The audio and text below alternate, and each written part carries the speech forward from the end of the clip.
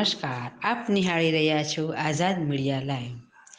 કળાની નિજાનંદી પ્રસ્તુતિ એટલે પરમોત્સવ. મોરારી બાપુ. સ્વર્ગવાસ પ્રભુદાસ બાપુની પુણ્યતિથિ નિમિત્તે તલગાજણામાં સમૂહલગ્ન અને સંતવાણી એવોર્ડ સમારોહ. તલગાજણામાં પૂજ્ય મોરારી બાપુના વતન તલગાજણામાં દર વર્ષે તેમના પિતાશ્રી પૂજ્ય પ્રભુદાસ બાપુની પુણ્યતિથિના ઉપલક્ષમાં સમૂહલગ્ન અને સંતવાણી એવોર્ડનું આયોજન થાય છે. 2010માંથી આરંભાયેલી આ યાત્રા આજે પણ ચાલુ છે. આજે તારીખ 10/11/22ના રોજ ચિત્રકૂટ ધામ તલગાજણા ખાતે 15મો એવોર્ડ સમારંભ સંપન્ન થયો. પૂજ્ય મોરારી બાપુએ એવોર્ડ સમારંભને સંબોધન કરતા જણાવ્યું કે ભજન એ ઉચ્ચાર નથી, એ સ્વયં આચાર છે. તેથી આપણે સરકારશ્રીની તમામ આચારસંહિતાનું ચુસ્ત રીતે પાલન કરીએ છીએ. ઉત્સવો નાચતા નાચતા થાય, મહોત્સવ બુદ્ધ પુરુષોની સાનિધ્યમાં યોજાય અને પરમોત્સવ એટલે કે તમારી પાસે જે કળા છે તેને તમે તમારા નિજાનંદ માટે જ્યાં પ્રસ્તુત કરો તે પરમોત્સવ છે. તલગાજણામાં દુનિયાની તમામ કળાઓને આવકારે છે. હનુમાનજી કળાથી પ્રસન્ન થાય છે અને આપણે આ ઉપક્રમથી એ દિશામાં જઈએ છીએ.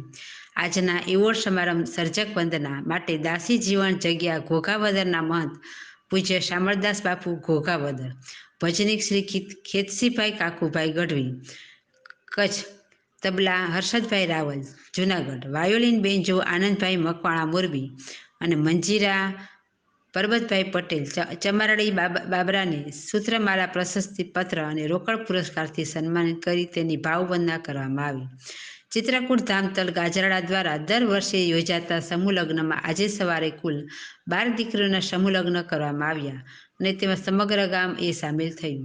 સંતવાણી આરાધનાના દૂરમાં ભજનિકો લલિતા ગાડોદરા, પરસોત્તમ પરી બાપુ, શૈલેષ મહારાજ, રામદાસ ગોંડલિયા અને જયશ્રી માતાજીએ પોતાની વાણી પ્રસ્તુત કરી.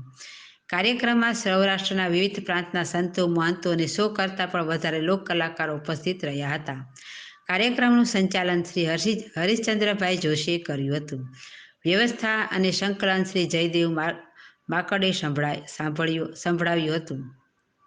રિપોર્ટર ભાવેશભાઈ ચૌહાણ, આઝાદ મીડિયા લાઈવ, મહુવા.